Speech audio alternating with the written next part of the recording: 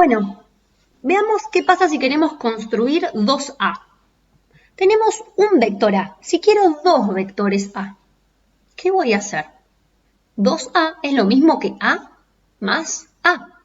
Entonces, donde termina el vector A, voy a construir un nuevo vector A. Vamos a achicar un poquito la pantalla para que puedan verlo. ¿Sí? Entonces, si tengo 2A, lo que hago es reproducir A dos veces.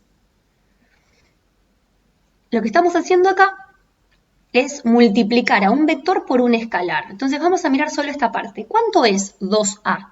¿Qué punto nos dio como resultado el extremo de 2A? Nos dio este A' que se encuentra en el 4,10. Entonces el vector 2A es un vector fijo con extremo en el 4,10. 4,10. Recordemos quién era A. A era el vector 2,5. Entonces, cuando hacemos el doble de A, ¿qué está pasando acá con este escalar? Se está multiplicando por cada una de las componentes. Por otro lado, ¿quién era nuestro vector B? Nuestro vector B estaba en el 3 menos 1.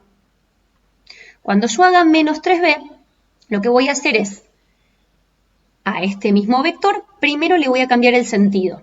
Una vez que le cambio el sentido, lo voy a reproducir 3 veces desde el 0. Entonces, vamos con ello. Vamos primero que nada a ver quién es menos b, que ya lo habíamos hecho antes, le cambiamos el sentido. Este es menos b. Para evitar confusiones vamos a esconder a b. Entonces, ahora si yo quiero menos 3b, lo primero que hice fue conseguir menos b. Ahora que tengo menos b, lo voy a reproducir 1, 2, 3 veces. Este punto C' es el extremo de nuestro menos b. Si acercamos un poquito, vemos mejor las componentes. Se encuentra este menos 3b, se encuentra en el punto menos 9, 3. Perfecto, es lógico. ¿Por qué? Porque a las componentes que teníamos originalmente en b las estamos multiplicando por menos 3. Menos 3 por 3, menos 9, menos 3 por menos 1, 3. Perfecto. ¿Cuánto me da toda esta cuenta? A ver, nos da menos 5, 13. ¿Qué significa esto? Uy, que me quedó un 13 horrible significa. Y además, ¿qué otra cosa significa? Que si achicamos la imagen, la acomodamos un poquito, y al vector 2A le restamos 3b o le sumamos menos 3b, que es exactamente lo mismo, cuando construimos la respuesta final, ese vector tiene que tener extremo en el punto menos 5, 13. Para concluir decíamos que a 2a le vamos a sumar el opuesto de 3b. Acá tenemos al opuesto de 3b, lo vamos a construir donde termina nuestro vector doble de a. Ahí tenemos el extremo. Entonces, de nuevo, acomodamos nuestra vista gráfica y el vector resultante es el OA'.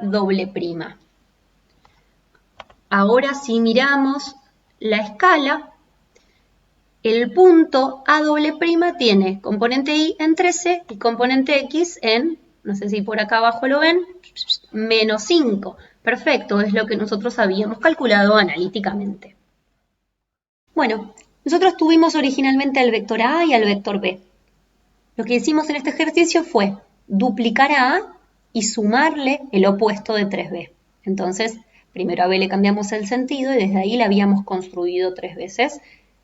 Cuando al doble de A le sumamos menos 3b, como resultado final obtuvimos al vector C. Este vector C se dice que es combinación lineal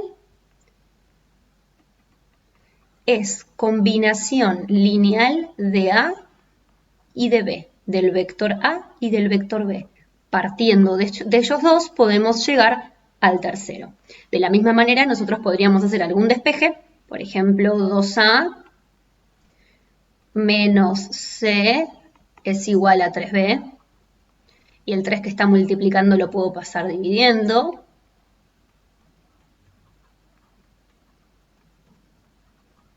y puedo entonces llegar a B conociendo la medida de A y conociendo la medida de C, ¿sí?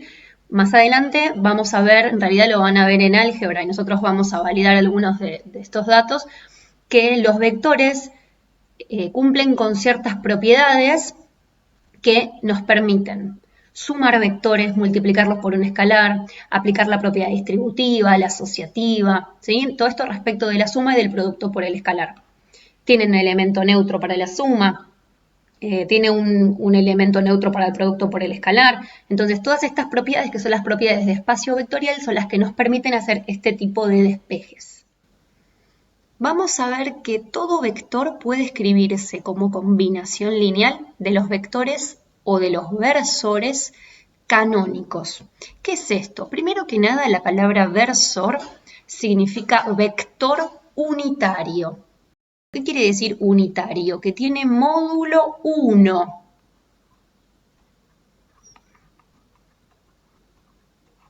Los versores canónicos son los vectores unitarios que tienen la dirección y sentido de los semiejes canónicos o cartesianos.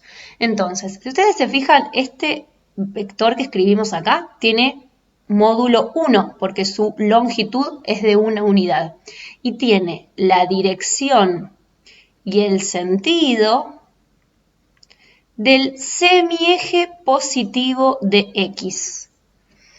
Este versor lo llamamos normalmente I-versor. Y para notar que es un versor, en lugar de poner la flecha que se le pone siempre al vector, se le pone como una pequeña U. Eso significa versor, ¿sí? Entonces, este versor de acá es el I-versor. Corresponde entonces siempre la dirección y el sentido del semieje positivo de las X. Si alguien marca esto, o bien lo puede marcar en el aire, ¿no? Porque son equipolentes. En este caso tiene la dirección del versor I, tiene el módulo del versor I, pero tiene el sentido contrario. Entonces ese va a ser el menos I versor. Muy similar lo que pasa con el eje I. En el eje I tenemos dirección y sentido del semieje positivo de I y se va a llamar J versor. Y lo marcamos de este modo. Volviendo al concepto de combinación lineal, vemos que todo vector puede escribirse como combinación lineal de los versores. ¿Por qué?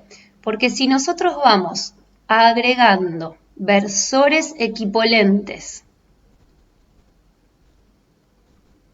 en X y luego agregamos versores equipolentes en Y, en algún momento vamos a llegar a recorrer el recorrido justamente, vamos a llegar a hacer el recorrido. Entonces fíjense que en este caso hicimos 5 versores I más 4 versores J. Al hacer esta suma, como resultante nos da el vector A. Y esto está claro porque el punto A se encontraba en el 5, 4. Entonces, el vector posición A tiene de componentes 5, 4. Este 5 corresponde a X, el 4 corresponde a Y. Entonces, si el 5 corresponde a X, quiere decir que son 5 Y versores. Y si el 4 corresponde a Y, serán 4 J versores. ¿Sí? No tienen por qué ser números enteros. Si tuviéramos el 3,51, este vector va a tener 3,5 y más una j. Si nos hubiésemos ido hacia la parte negativa de x, tendríamos menos y versores. Hacia la parte negativa de y tendríamos menos j versores.